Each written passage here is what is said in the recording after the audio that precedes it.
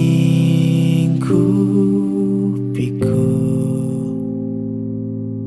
dengan sayapmu, naungiku dengan kuasa-Mu. Di saat badai bergelora, ku akan terbang bersamamu. Bapa, Kau Raja atas semesta, ku tenang sebab Kau Allahku.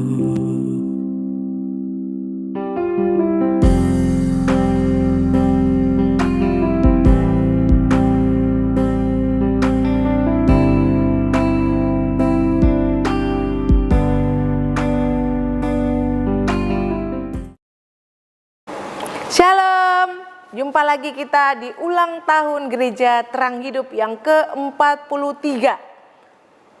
Layak kita bersyukur penyertaan Tuhan dalam kehidupan kita, umatnya, sampai dengan hari ini. 43 tahun Tuhan menuntun kita, Tuhan membimbing kita, Tuhan menyertai kita. Tuhan layak dimuliakan, layak diagungkan. Hari ini kita mau bersyukur, kita mau memperingati ulang tahun Gereja Terang Hidup yang ke-43. Mari kita siapkan hati kita untuk masuk di dalam ibadah syukur hari ini. Kita sebelum itu bersaat teduh.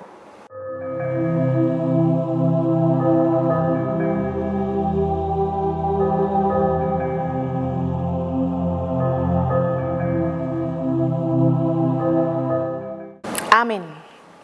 Kalau Gereja Terang Hidup bisa berdiri sampai dengan hari ini, itu semua karena kemurahan Tuhan kita Yesus Kristus. Untuk itu, hari ini kita mau mengangkat pujian KPPK nomor 45, ku bernyanyi tentang Yesus. Semuanya tentang Yesus.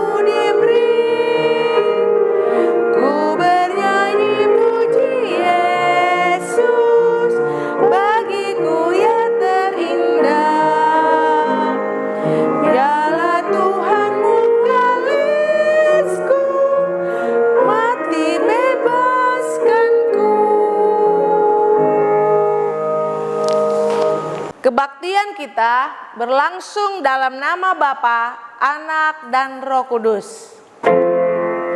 Amin.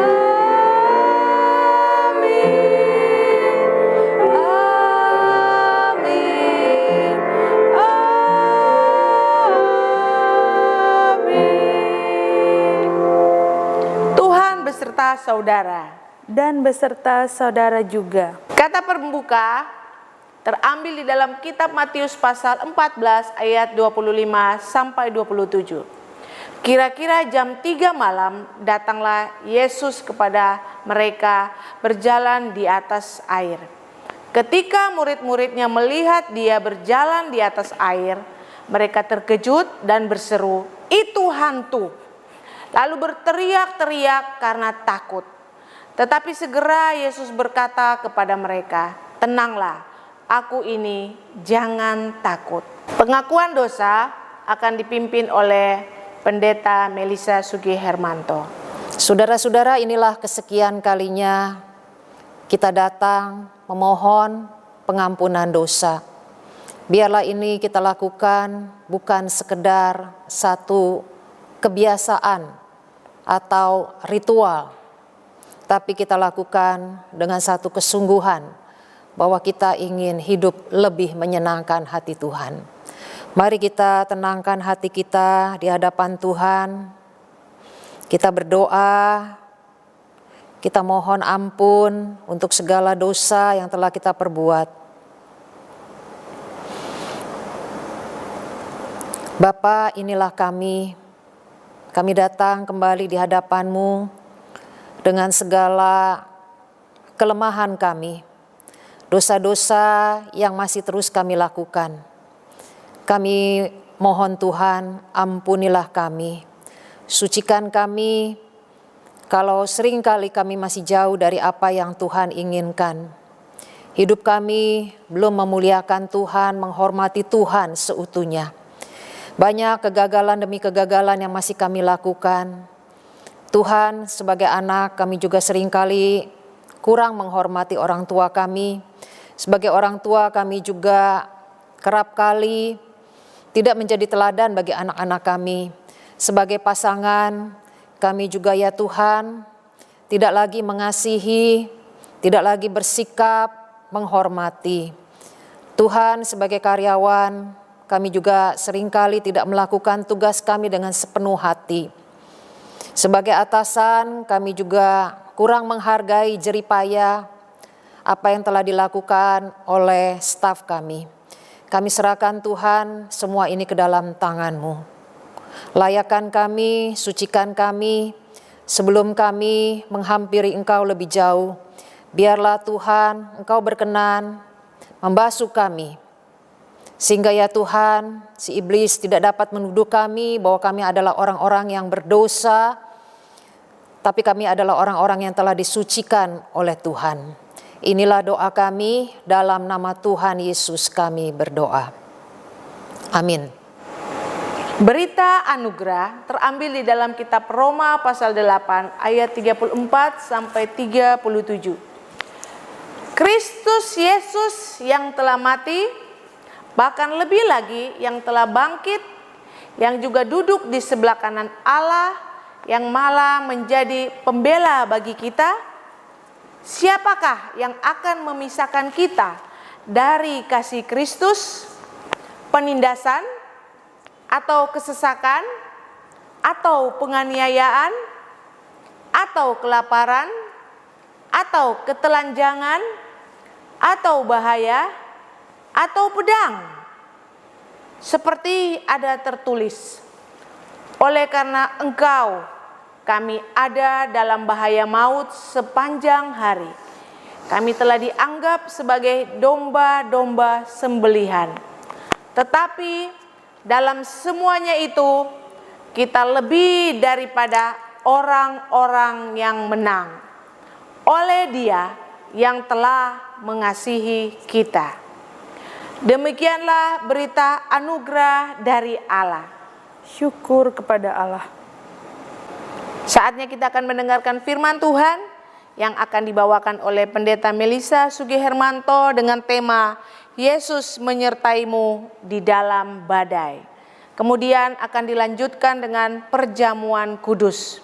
Mari kita siapkan hati kita untuk masuk di dalam firman Tuhan. Sebelum itu kita mengangkat pujian lagu PPK nomor 75. Penuhilah pialamu hari ini.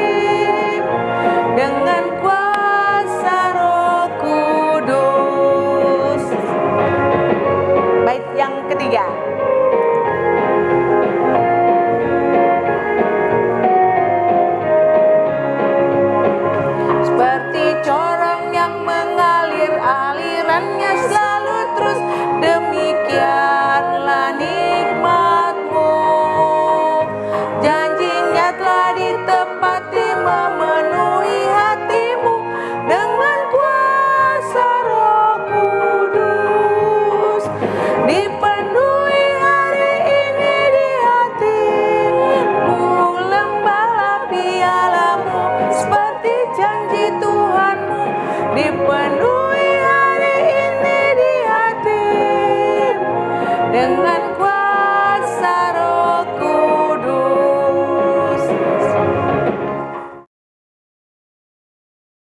Saudara-saudara, kita akan berdoa mohon pertolongan Tuhan supaya kita juga boleh mengerti firman-Nya dan juga punya kekuatan untuk melakukan di dalam kehidupan kita. Mari kita masuk di dalam doa.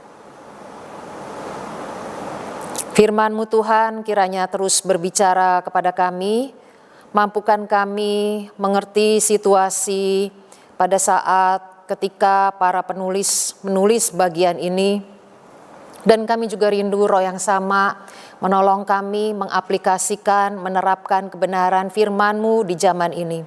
Kami tahu Tuhan, firman-Mu tetap relevan bagi kami. Berkati Tuhan ketika kami membaca, ketika kami merenungkannya, Roh Kudus menolong sehingga kami juga dimampukan menerapkannya di dalam pergumulan kami masing-masing. Tuhan mengerti kesulitan demi kesulitan, problema, tantangan kami berbeda-beda, namun kami percaya firman-Mu adalah firman yang sanggup memberkati setiap kami yang dengan rendah hati mau datang ke hadapan Tuhan. Inilah doa kami, dalam nama Tuhan Yesus kami berdoa. Amin. Saudara-saudara, kita akan membaca dari Matius pasal 14 ayat 22 hingga 27 dan 33. Sesudah itu Yesus segera memerintahkan murid-muridnya naik ke perahu dan mendahuluinya ke seberang. Sementara itu ia menyuruh orang banyak pulang. Dan setelah orang banyak itu disuruhnya pulang, Yesus naik ke atas bukit untuk berdoa seorang diri. Ketika hari sudah malam, ia sendirian di situ.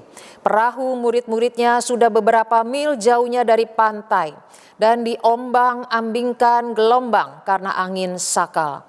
Kira-kira jam 3 malam, datanglah Yesus kepada mereka berjalan di atas air.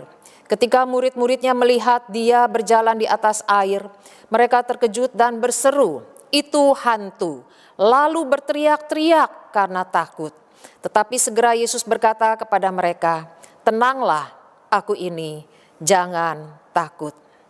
Ayat 33, dan orang-orang yang ada di perahu menyembah dia, katanya, "Sesungguhnya engkau anak Allah." Demikianlah firman Tuhan, berbahagialah mereka yang membaca, merenungkan, dan menaati firman ini. Haleluya. Haleluya. Haleluya. Haleluya.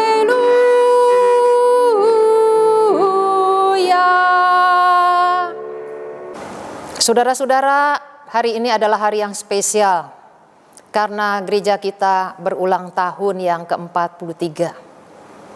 Bukan usia yang relatif muda, tapi kita sudah setengah baya. Apa yang kita perlu renungkan di hari ulang tahun gereja kita yang ke-43?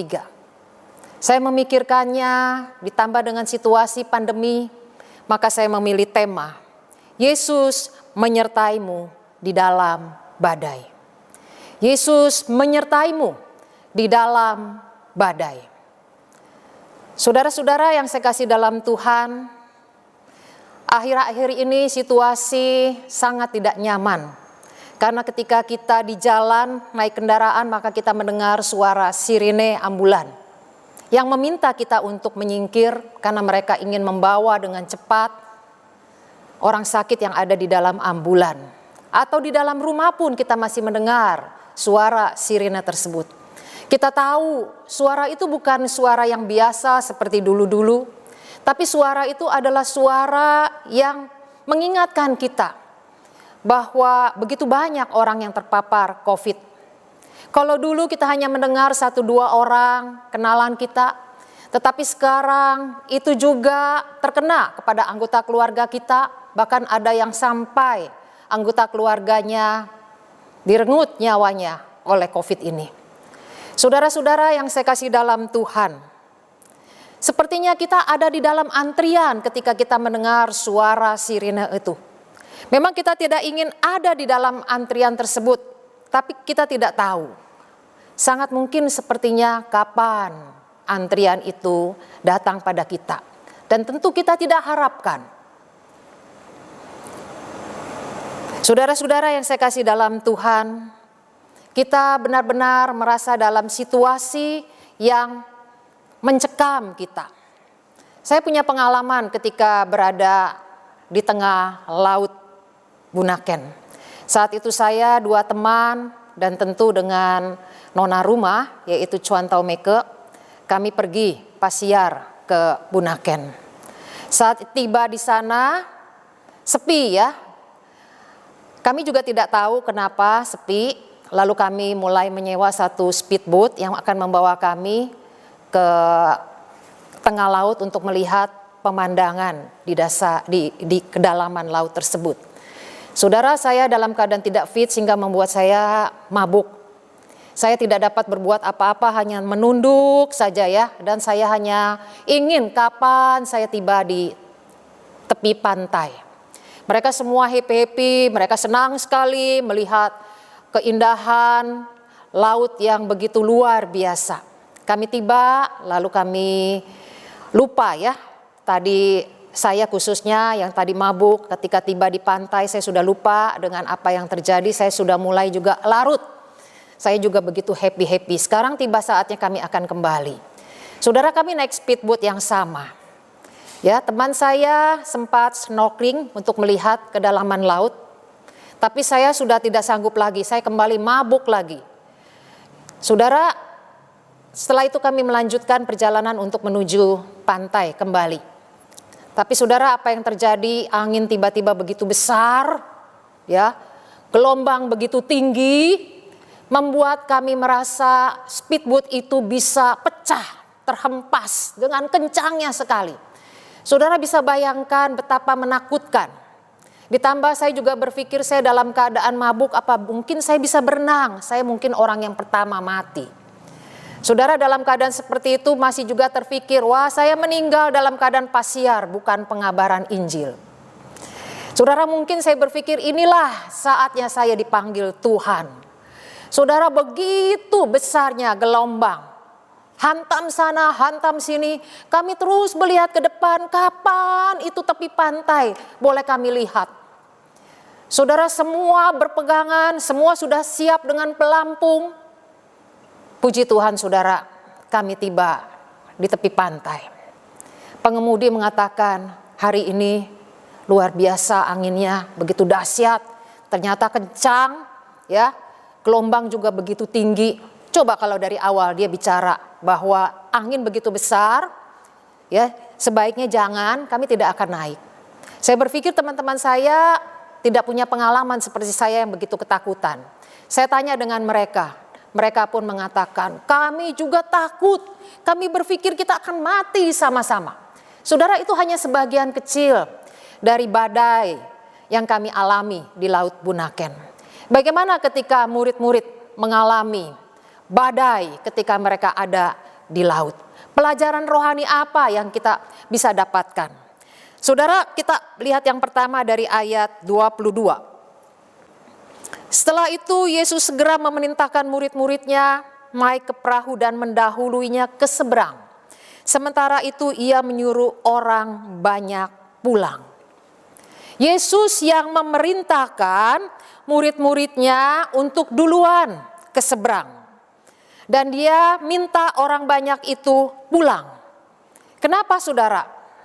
Karena orang banyak ini, ya, mereka hendak membawa dia dengan paksa untuk menjadikan dia raja. Ingin menjadikan Yesus raja di dalam Yohanes 6 ayat 15. Mereka sudah begitu terkagum-kagum. Mereka menjadi penggemar, begitu ngefans dengan Yesus yang bisa memberi makan 5.000 orang. Dan mereka ingin menjadikan dia raja. Yesus tidak ingin menjadi raja di dunia ini. Karena dia tahu kerajaan dia adalah kerajaan surga. Dia ingin memerintah hati kita. Dia bukan ingin memerintah di dunia ini. Oleh karena itu saudara, sebagai satu cara yaitu adalah dengan mengizinkan, menyuruh murid-muridnya pergi dahulu ke seberang.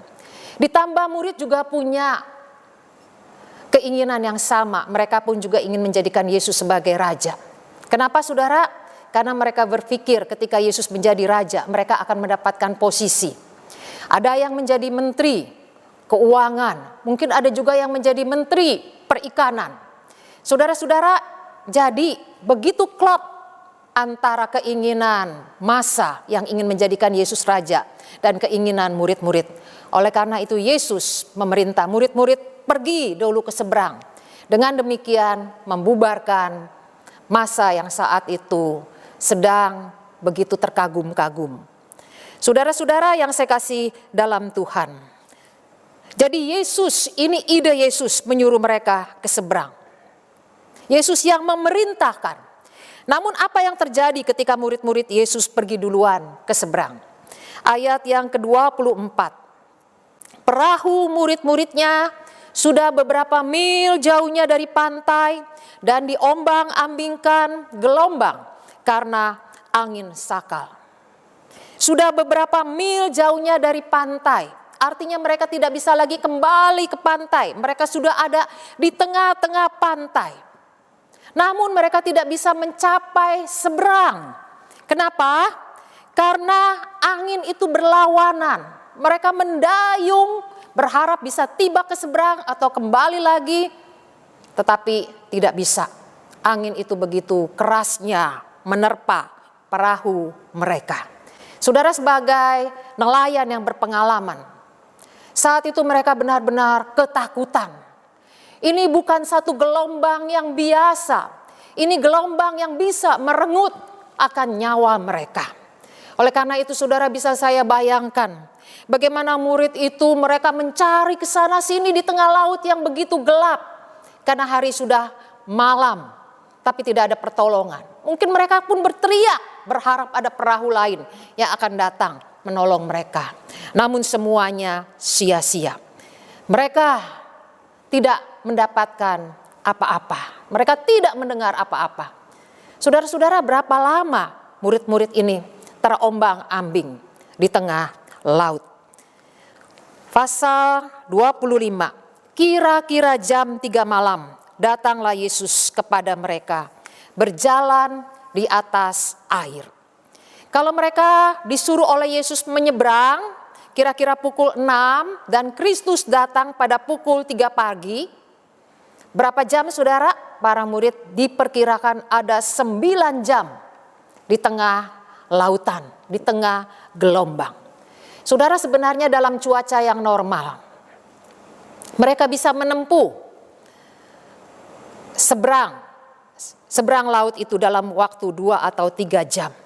Tapi saat itu mereka tidak mampu melakukannya. Tenaga sudah habis, sudah 9 jam terombang-ambing.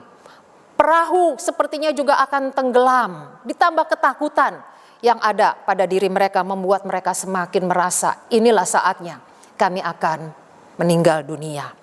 Saudara-saudara yang saya kasih dalam Tuhan, kalau kita ada di dalam rombongan murid-murid itu atau kita menjadi salah satu yang ikut di dalam rombongan para murid, kira-kira apa yang tercetus di dalam pikiran kita? Pasti kita mengatakan, ini ide siapa ya? Siapa sih yang nyuruh kita ke seberang? Bukankah guru kita? Ya, kenapa dia menyuruh kita? Kan bukankah dia tahu bahwa cuaca begitu ekstrim? Saudara, apakah dia tidak tahu kalau akan ada badai? Kalau dia tidak tahu, kalau gitu dia bukan Tuhan kita. Saudara-saudara, pasti para murid mengatakan, kita taat, kita ikut apa maunya guru kita. Tetapi kenapa ketaatan kita membawa kita ke dalam problema, ke dalam malapetaka, ke dalam badai?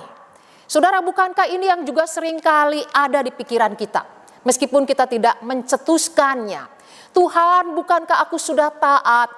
Kalau aku sudah taat, bukankah seharusnya lancar? Kalau tidak taat, punya banyak problema, itu wajar. Tapi kalau saya sudah taat, banyak masalah, lalu apa yang salah dengan diri saya? Kalau saudara kita nggak benar, banyak masalah, maka kita katakan, ya lumrah, wajar deh ya, supaya kamu itu bertobat. Bukankah demikian? Tapi sudah taat tetap dapat masalah. Kenapa saudara? Bukankah seringkali akhirnya kita berpikir, kalau begitu untuk apa kita taat kepada Yesus? Saudara, banyak anak-anak Tuhan kecewa di tengah-tengah badai pandemi ini. Di tengah-tengah badai kehidupan, badai kita masing-masing. Saudara, mereka kecewa, mereka sudah taat, mereka berusaha melakukan perintah Tuhan. Tapi mengapa masih saja badai, malapetaka begitu menghantam kehidupan mereka? Saudara-saudara yang saya kasih dalam Tuhan, apa sebenarnya yang menjadi kerinduan Tuhan? Apa yang Tuhan inginkan sehingga Dia mengizinkan para murid menghadapi badai yang begitu besar? Saudara, Dia ingin para murid belajar. Murid itu sendiri belajar mengenal Tuhan di tengah badai kehidupan. Selama ini mereka melihat bagaimana Yesus memberi makan 5 roti. Dan mereka begitu tahu, oh Dia Allah yang bisa melakukan mujizat. Tapi ketika mereka sendiri ada di tengah badai, gelombang yang begitu besar, angin yang begitu kuat, saudara, mereka seakan-akan kehilangan iman. Mereka seakan-akan tidak melihat Kristus. Seakan-akan mereka tidak berteriak kepada Kristus. Sehingga ketika Kristus datang berjalan di atas air, mereka katakan itu hantu. Artinya saudara, mereka tidak berharap ini yang datang adalah guru saya yang tadi baru melakukan mujizat 5 roti dan 2 ikan. Dia sekarang datang dan dia ingin menolong saya. Tapi mereka katakan itu hantu. Saudara, ketakutan begitu menghantui mereka. Sehingga apapun juga guru mereka sendiri mereka katakan hantu. Saudara-saudara, dalam hidup kita bisa terjadi. Kita tidak lagi melihat Tuhan sebagai Tuhan kita, sebagai Allah kita yang besar. Tapi kita menganggap Dia seperti sesuatu yang lain. Atau seseorang yang tidak berdaya apa-apa. Saudara yang saya kasih dalam Tuhan, Tuhan ingin sekarang para murid pun belajar. Melalui pelajaran yang sangat praktis, yaitu badai, membawa mereka lebih mengenal Tuhan. Saudara, kenapa Tuhan harus mengajar hal seperti itu? Kenapa untuk mengajar, mengenal Dia harus dibawa kepada badai yang begitu menakutkan? Saudara-saudara yang saya kasih dalam Tuhan, hanya dengan pelajaran, dengan kisah konkret lah, baru kita bisa benar-benar menerapkan apa arti iman kita kepada Kristus. Kita bisa punya pengetahuan bahwa kita punya Allah yang mengasihi kita. Kita bisa punya kepercayaan bahwa Dia Allah yang sanggup menolong kita.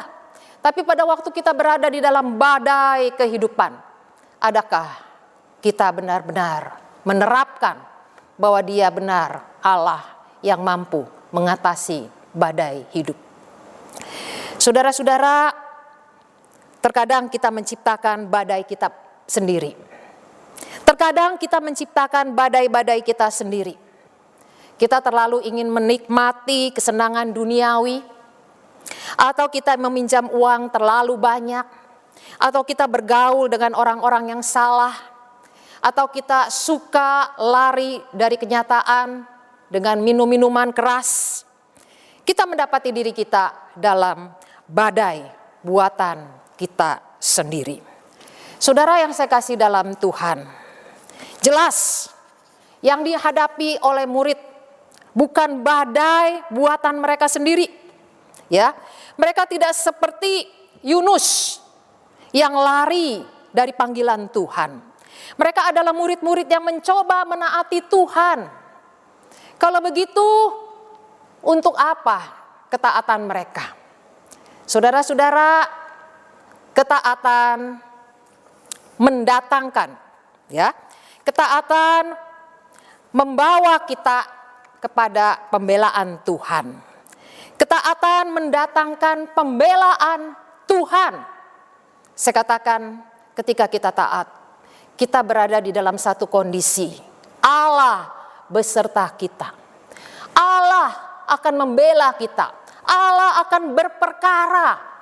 Allah akan membantu kita di dalam segala masalah-masalah yang kita temui pada waktu kita taat. Saudara, ada banyak kisah, mungkin kita juga pernah mengalaminya. Ketika kita taat, tapi kita menghadapi begitu banyak tantangan. Saudara-saudara, mungkin saudara mengingat bagaimana kisah istri daripada Robi Sugara. Saudara tahu bagaimana suaminya pergi meninggalkan dia dengan wanita lain, dengan anak-anaknya. Sebagai istri, dia tentu membutuhkan dana, membutuhkan uang untuk membesarkan anak-anaknya. Istri Robi Sugara berpikir, kapan suamiku ini akan pulang? Berdoa dan terus berdoa. Tapi sepertinya suaminya juga tetap belum pulang. Sampai satu waktu dia berpikir, temannya mengajarkan kepada dia untuk apa menanti suami yang tidak kunjung tiba. Dia berpikir dia akan menjual dirinya, menjual tubuhnya. Tapi saudara, bagaimana pembelaan Tuhan melihat imannya yang sudah begitu terseok-seok. Ketika dia menjanjikan, oke, malam ini saya siap untuk dijemput. Saudara, ternyata dia mengalami menstruasi. Saat itu dia kaget, Tuhan, Engkau tidak menghendaki saya melakukan ini. Saudara, itu membawa dia kembali untuk taat. Terus berdoa dan berdoa. Sampai pada akhirnya, tanpa ada yang mencari, tanpa ada yang meminta, sang suami kembali ke rumah. Saudara, ketaatan membawa kita kepada pembelaan Tuhan, mendatangkan pembelaan Tuhan. Seorang bapak, dia bekerja di alat-alat berat. Dia bercerita bahwa sulit di tengah-tengah situasi, begitu banyak sekali sales-sales, ya.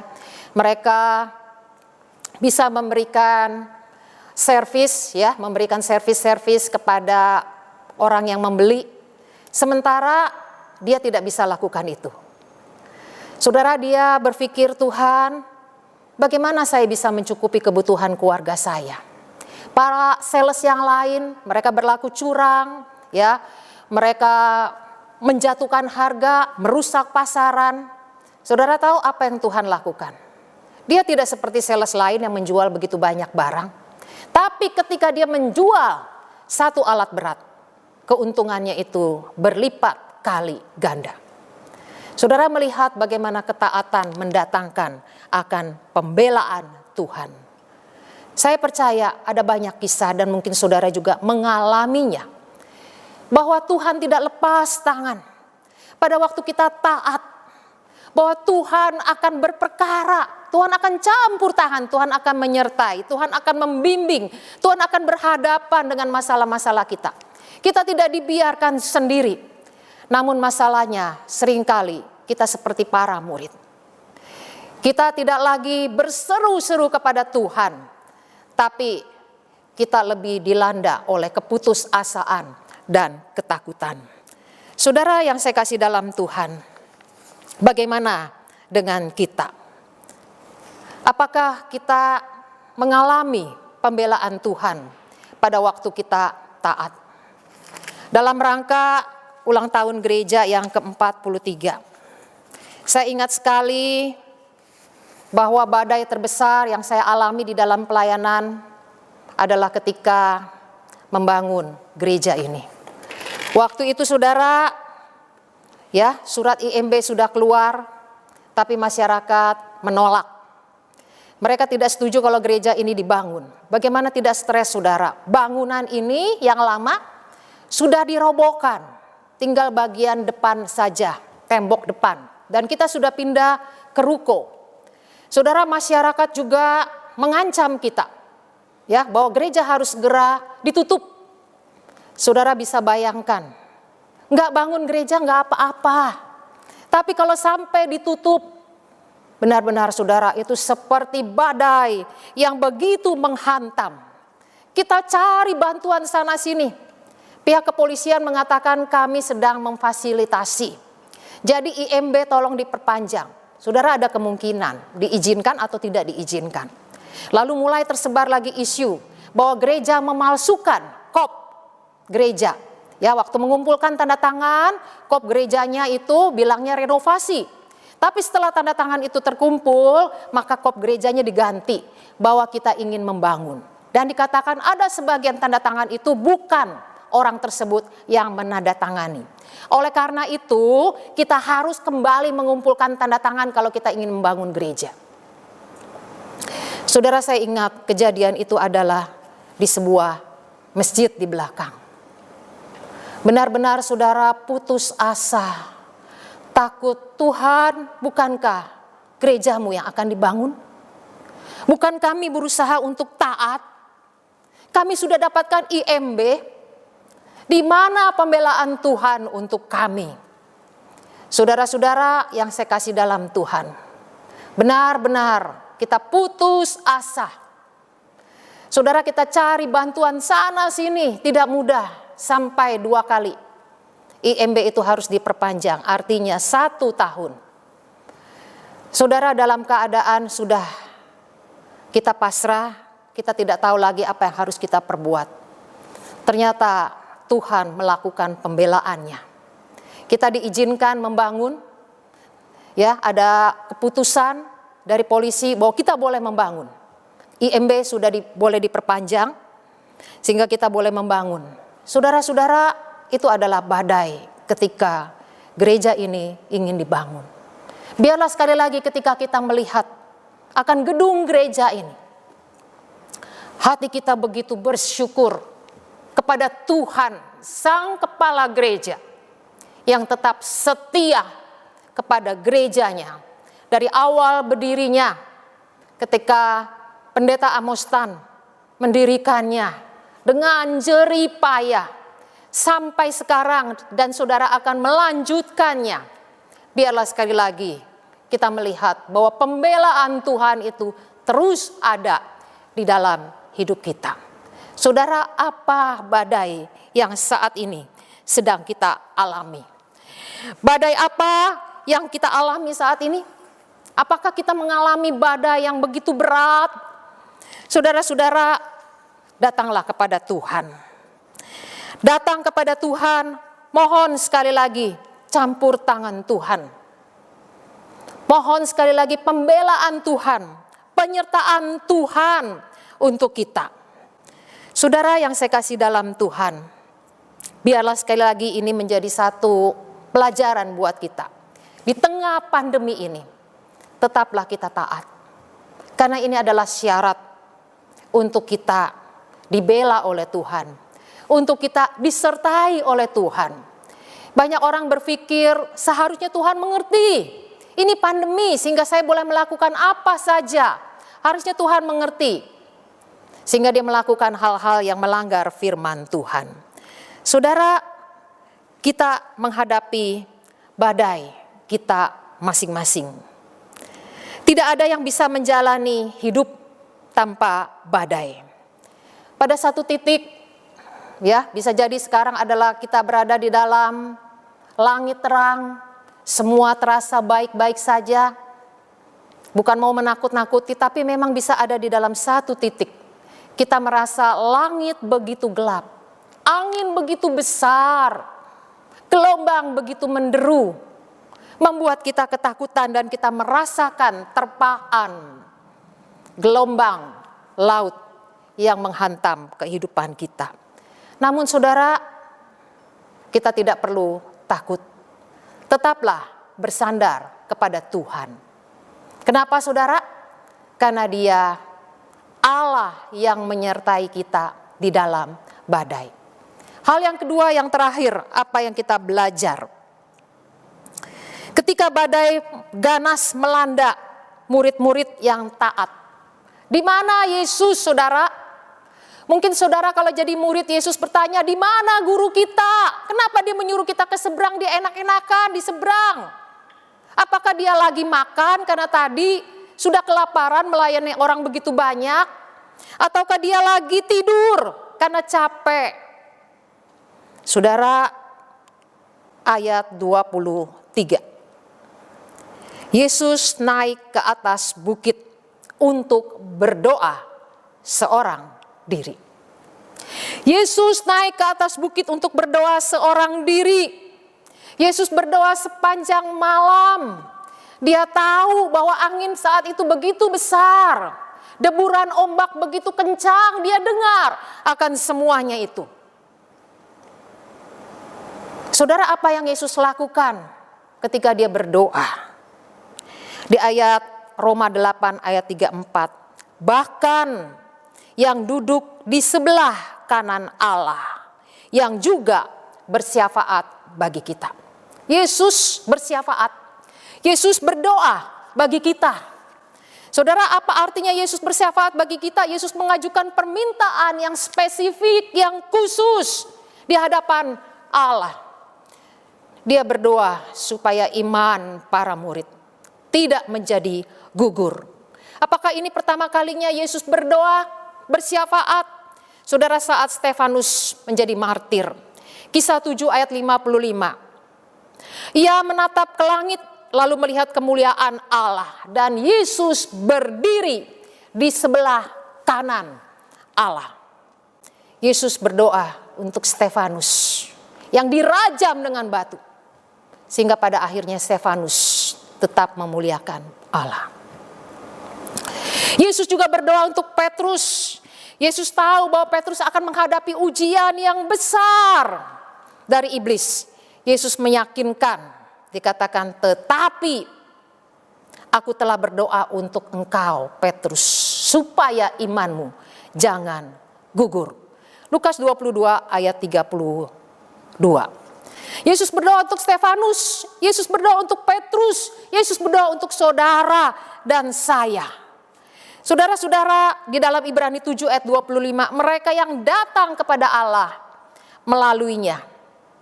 Karena Ia, artinya Yesus, selalu hidup untuk berdoa bagi mereka. Untuk siapa Yesus berdoa? Yesus berdoa untuk kita yang telah diselamatkannya. Untuk kita anak-anaknya. Saudara pernah berdoa untuk orang lain, berdoa syafaat untuk anak saudara yang belum juga mau bertobat? Saudara berdoa untuk suami supaya dia percaya kepada Yesus. Saudara berdoa syafaat untuk bisnis supaya boleh kembali bangkit. Saudara bersyafaat untuk banyak hal. Begitu gigih terus menerus tanpa henti. Setiap kali kita datang ke hadapan Tuhan, kita berdoa. Dan segigih itu juga Yesus berdoa untuk kita di hadapan Allah. Saudara yang saya kasih dalam Tuhan, ini merupakan sesuatu mungkin yang baru. Bahwa bukan hanya kita yang terus berdoa, tapi ada Kristus Yesus yang berdoa untuk kita. Kristus berdoa, bersyafaat, menaikkan permohonan. Jadi bukan hanya kita, tapi Kristus datang ke hadapan Allah. Apakah sudah pasti doa yang Kristus panjatkan dijawab? Ya, itu sudah pasti. Oleh karena itu kita pun membawa doa-doa kita dalam nama Tuhan Yesus Kristus. Karena tidak ada kebaikan apapun ada pada diri kita yang membuat Allah harus menjawab doa kita. Tapi karena kebaikan Kristus, kekudusan Kristus, karena penebusan yang sudah Kristus lakukan, maka Allah tidak lagi melihat kita, tapi Allah melihat Kristus. Saudara-saudara yang saya kasih dalam Tuhan, pikirkanlah suatu badai yang pernah saudara alami. Bagaimana saudara melewatinya? Atau saat ini saudara sedang menghadapi badai atau situasi yang sulit. Saudara ingatlah bahwa saudara tidak sendirian. Kristus berdoa. Kristus menyertai kita di dalam badai. Saudara, menarik sekali. 6 ayat ya, dalam bahasa Ibraninya itu ada 90 kata Yunani. Di ayat yang ke-22 itu ya. Saudara, dari ayat 22 sampai yang ke-33 ada 180 kata. Maka kata aku ini itu ada di ke-90. 90 di atas, 90 di bawah, lalu aku ini jadi ke-91. Apa artinya saudara? Tuhan ingin mengatakan Aku Kristus ada di tengah-tengah badai. Aku Kristus bersama-sama dengan engkau. Aku ini, bukan aku yang dulu yang diceritakan di Alkitab. Dia memakai istilah present tense, bukan past tense. Aku hadir, aku ini loh, aku ini berkuasa saat ini. Bukan hanya dulu, tapi aku berkuasa saat ini juga. Saudara-saudara, adakah kita percaya bahwa Kristus sedang bersyafaat untuk kita? Kalau iya, apakah itu mempengaruhi cara kita menghadapi badai kehidupan kita? Kris dia mengalami badai ketika dia berumur 9 tahun. Dia didiagnosa mengalami penyakit mononukleosis. Jadi dokter menganjurkan dia tidak boleh keluar ruangan pada musim panas. Saudara, sebagai seorang anak yang energik, supel, ya, atletik, dia suka sekali atletik. Tentu ini benar-benar menyiksa dia kalau dia harus terus berada di dalam sebuah ruangan. Saudara, sang ayah, yaitu ayah Kris, adalah seorang yang cinta Tuhan. Dia sadar bahwa Tuhan punya rencana atas kehidupan anaknya. Dia tidak mungkin membiarkan anaknya terus meratapi ketidakmampuannya menghadapi cuaca panas. Apa yang dilakukan? Setiap hari dia mengajarkan satu chord untuk anaknya ini. Dia membeli gitar untuk anaknya Kris. Setiap hari dia ajarkan, lalu dia juga minta Kris melakukannya, ya. Dia latih lagi. Ternyata Kris ini bisa bermain gitar dengan baik. Saudara, beberapa tahun kemudian Kris menjadi pemimpin pujian di gereja-gereja. Dalam beberapa dekade dia juga mendapatkan penghargaan sebagai penulis pujian di gereja-gereja yang lagunya paling banyak dinyanyikan di dunia, di gereja-gereja di dunia. Kris begitu terkenal di dunia musik, ya, di dunia industri musik rohani. Mungkin saudara pernah mendengar sebagian musiknya. How great is our God, holy is the Lord, Jesus Messiah. Saudara, How great is our God menjadi lagu yang paling disukai hampir di setiap gereja, termasuk di Indonesia. Saya percaya saat itu bukan hanya ayah Kris yang berdoa untuk anaknya, dia percaya bahwa Tuhan punya rencana atas hidup anaknya. Tetapi Kristus juga berdoa untuk Kris yang waktu itu 9 tahun. Saudara, ketika badai kehidupan membuat kita ingin patah semangat, ingat saudara bahwa Kristus berdiri di sebelah kanan Allah. Dia berdoa bagi kita. Yesus saat ini, detik ini berada di tengah-tengah badai kehidupan kita, sedang bersyafaat bagi kita. Raja alam semesta sedang berbicara dengan saudara dan saya. Saudara, biarlah sekali lagi kita boleh sadar bahwa kita tidak sendirian di dalam melawan angin dan ombak. Kita tidak sendirian di dalam mencari solusi. Saudara-saudara yang saya kasih dalam Tuhan, HUT Gereja yang ke-43 kiranya juga menyadarkan kita bahwa Yesus sudah menyertai gereja ini dari awal, bahkan sampai sepanjang masa ketika kita juga sudah tiada. Kita melihat ada badai-badai yang kita lewati. Saya 20 tahun di gereja ini melihat ada banyak badai. Namun kita melihat bagaimana pembelaan Tuhan. Dia ada menyertai, dia ada di tengah-tengah badai. Bahkan sampai saat ini, bahkan ketika saya juga sudah tiada, dia tetap menjadi Allah yang menyertai gereja ini. Adakah ucapan syukur yang kita berikan kepada Tuhan yang sudah menyertai kita selama begitu lama? Biarlah kita boleh hidup berkenan di hadapan Tuhan. Kita terus berjalan di tengah badai. Bukan hanya memikirkan diri kita, tapi kita juga tetap rindu hidup kita menjadi berkat bagi orang lain. Amin. Saudara-saudara, mari kita masuk di dalam doa.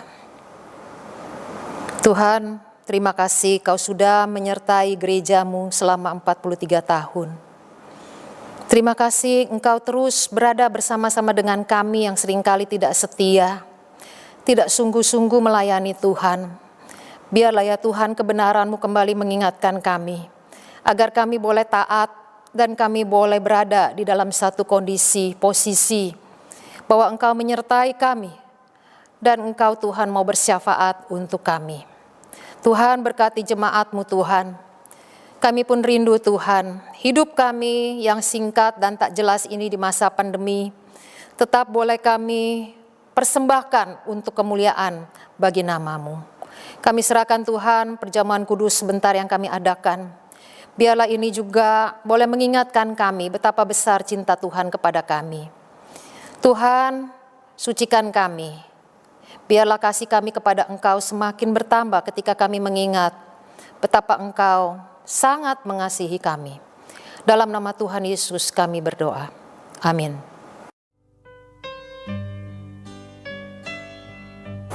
Saudara, hari ini kita akan memperingati perjamuan kudus.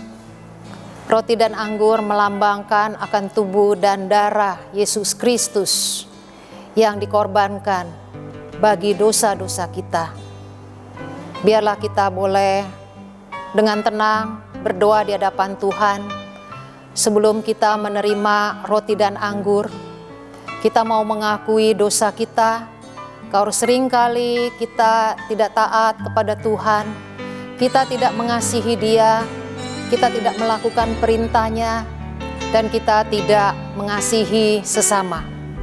Mari kita datang kepada Tuhan. Saat ini Tuhan, kembali kami datang di hadapan-Mu. Dalam segala keberadaan kami datang Tuhan. Engkau sangat mengasihi kami.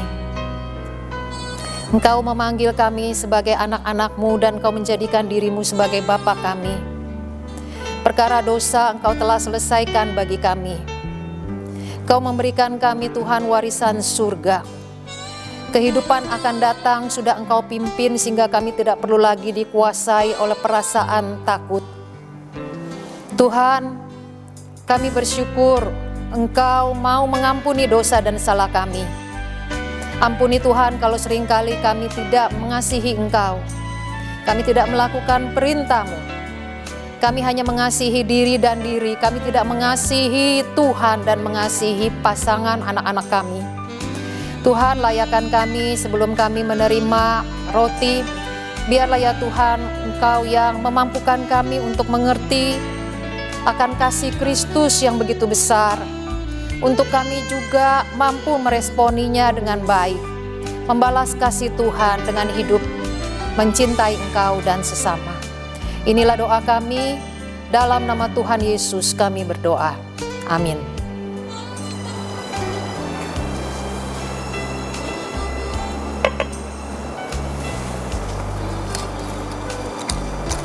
Saudara, pada malam sebelum Tuhan Yesus diserahkan, Dia mengambil roti serta berkata, "Inilah tubuhku yang dipecah-pecahkan bagi kamu. Makanlah kamu semua dari roti ini. Beritakan kematian Tuhan sampai Ia datang yang kedua kalinya."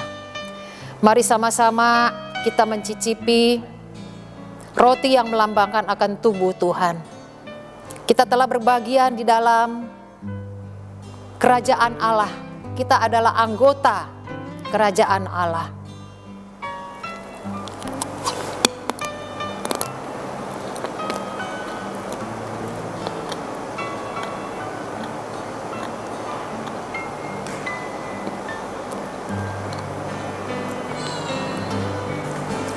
Saudara-saudara, setelah Tuhan Yesus makan roti, Dia mengambil cawan serta berkata, "Cawan ini adalah cawan perjanjian baru yang dimeteraikan oleh darahku.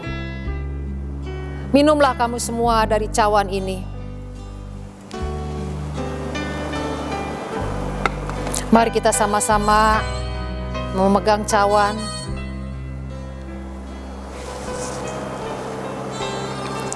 Kita meminumnya.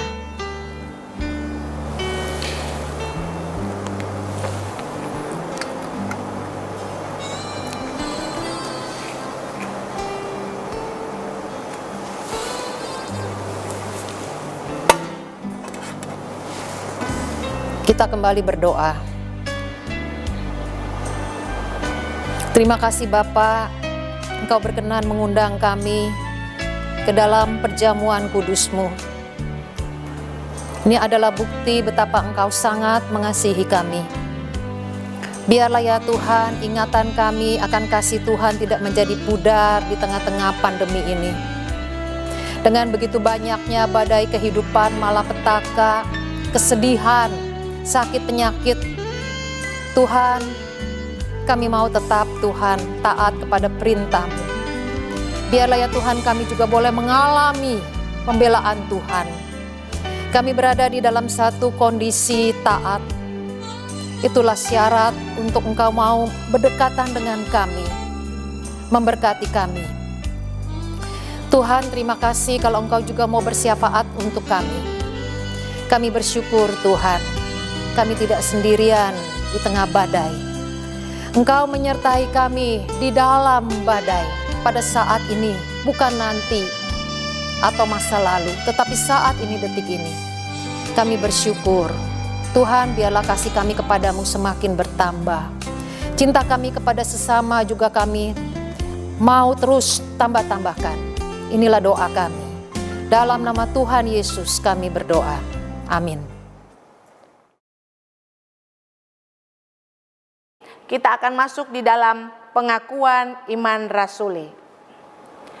Aku percaya kepada Allah Bapa yang Maha Kuasa, Khalik langit dan bumi, dan kepada Yesus Kristus anaknya yang tunggal Tuhan kita, yang dikandung dari Roh Kudus, lahir dari anak darah Maria, yang menderita sengsara di bawah pemerintahan Pontius Pilatus, disalibkan, mati dan dikuburkan, turun ke dalam kerajaan maut, pada hari yang ketiga bangkit pula dari antara orang mati, naik ke surga, duduk di sebelah kanan Allah Bapa yang Maha Kuasa, dan dari sana ia akan datang untuk menghakimi orang yang hidup dan yang mati. Aku percaya kepada Roh Kudus, gereja yang kudus dan am, persekutuan orang kudus, pengampunan dosa, kebangkitan orang mati, dan hidup yang kekal.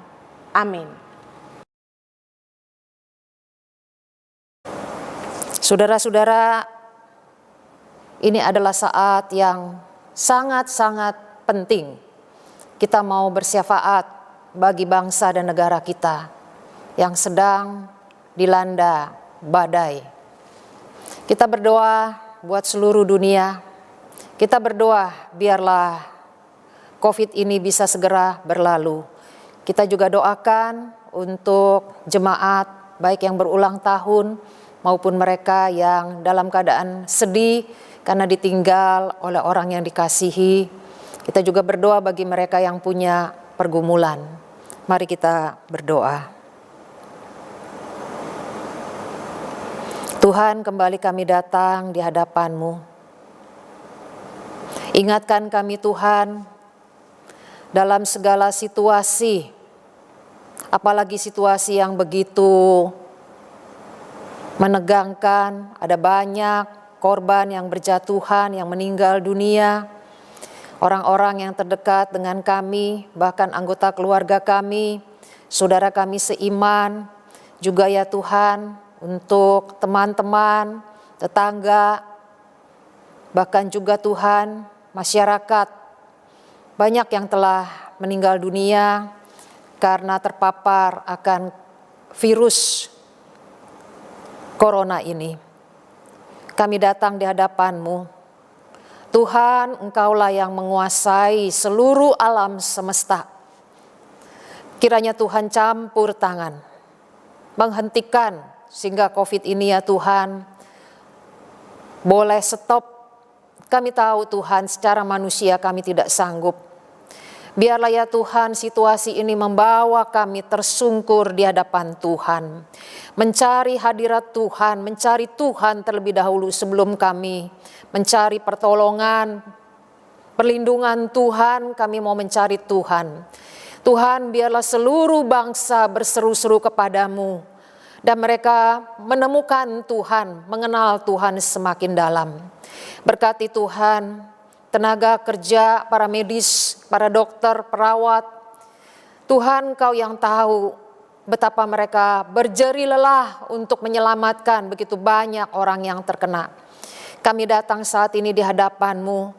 Tolong Tuhan hikmat-Mu menyertai, khususnya ya Tuhan para menteri yang sangat terkait dalam hal ini, Menteri Kesehatan dan menteri lainnya.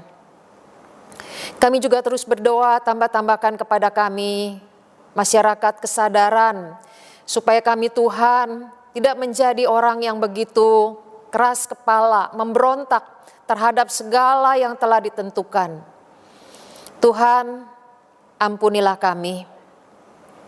Kami mau berdoa Tuhan, biarlah COVID ini berangsur-angsur Tuhan, boleh lalu dari seluruh dunia. Sungguh kami tidak tahu akan maksud Tuhan mengizinkan semua ini terjadi. Kami juga saat ini mau berdoa, menyerahkan untuk jemaat kami yang mengalami kesedihan, untuk mama dari Utara, adik laki-lakinya ya Tuhan, telah Engkau panggil. Kami terus berdoa Tuhan, Engkau kuatkan, Engkau hiburkan. Tuhan, terutama juga untuk istri dan anak-anak. Kami juga berdoa Tuhan bagi jemaat-Mu yang masih sakit. Kiranya Tuhan juga menopang mereka, menguatkan. Biarlah kami mencari Engkau dan kami menemukan Tuhan itu sendiri yang ada di dalam kehidupan kami. Kami berdoa Tuhan bagi mereka juga yang sedang mencari berkat-Mu. Biarlah mereka bukan hanya mencari rezeki, tapi mereka juga mencari Tuhan terlebih dahulu. Ketika mereka menemukan Engkau, mereka mendapati sumber berkat itu sendiri. Tuhan, sekali lagi kami serahkan juga Tuhan buat jemaat-Mu yang berulang tahun. Kami mengucap syukur Engkau telah menolong mereka sampai hari ini. Engkau telah memberkati. Kami bersyukur Tuhan. Untuk Ii Wang Shume, Ii Cucen, untuk Ibu Cingcing, Ibu Evi, untuk Grace, untuk Hendra Gunawan, kami juga serahkan ke dalam tangan Tuhan. Tuhan tahu apa yang paling mereka butuhkan dan kami bersyukur Engkau selalu memberi yang terbaik. Berkati kesehatan mereka, jadikan Tuhan di tengah-tengah situasi ini saluran berkat. Mereka tetap menjadi penyalur-penyalur berkat Tuhan, perpanjangan tangan Tuhan. Kami berdoa juga untuk GKI Terang Hidup di usianya yang ke-43. Satu kerinduan kami, biarlah Bapak gereja kami tetap dikenal sebagai gereja yang memberi terang dan memberi hidup bagi orang-orang yang merasa tidak lagi mengerti arti hidup. Tuhan, tolong jadikan kami sebagaimana yang Engkau inginkan. Kami serahkan Tuhan, doa kami di dalam nama Tuhan Yesus kami berdoa. Amin. Saatnya kita akan memberikan persembahan untuk Tuhan di hari ulang tahun Gereja Terang Hidup. Mari kita memberi untuk gereja kita, boleh memberikannya lewat transfer yang tertulis di layar kita hari ini. Sebelum itu kita mau membaca firman Tuhan untuk nats persembahan yang terambil di dalam kitab Matius pasal 22 ayat 21. Jawab mereka, gambar dan tulisan Kaisar. Lalu kata Yesus kepada mereka, berikanlah kepada Kaisar apa yang wajib kamu berikan kepada Kaisar, dan kepada Allah apa yang wajib kamu berikan kepada Allah. Saatnya kita akan mengakhiri ibadah kita hari ini. Ucapan syukur kita di ulang tahun Gereja Terang Hidup yang ke-43. Kita bersyukur untuk kasih setia Tuhan, kesetiaan Tuhan dalam kehidupan kita. Mari kita balas kebaikan Tuhan untuk tetap setia kepada Dia. Kita mau mengangkat pujian, Engkaulah perisaiku. Tuhanlah yang menjadi perisai kita dikala kita mengalami badai kehidupan. Tuhanlah yang akan menjadi kekuatan kita ketika kita menghadapi badai kehidupan. Lagu ini akan menguatkan kita, meneguhkan kita. Tuhan Yesus perisai kita.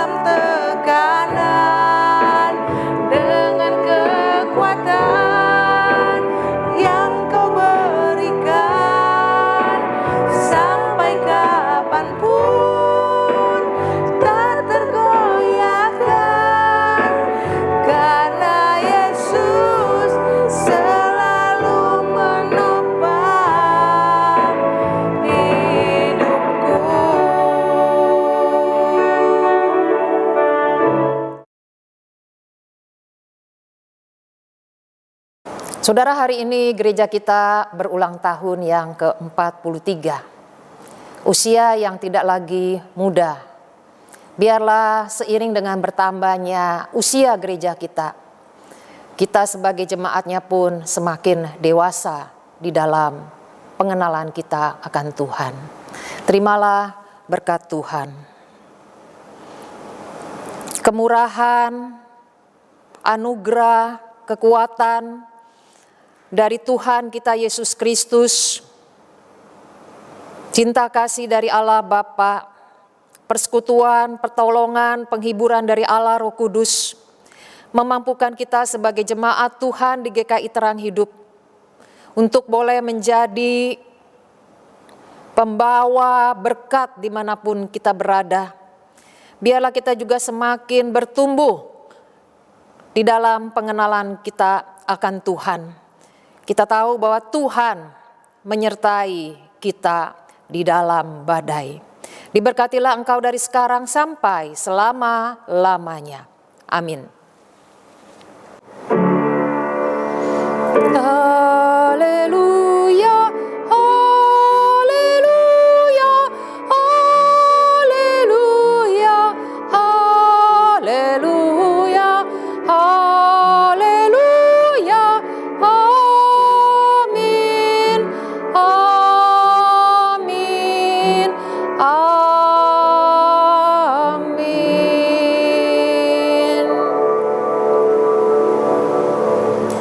Selamat hari Minggu, Tuhan Yesus memberkati.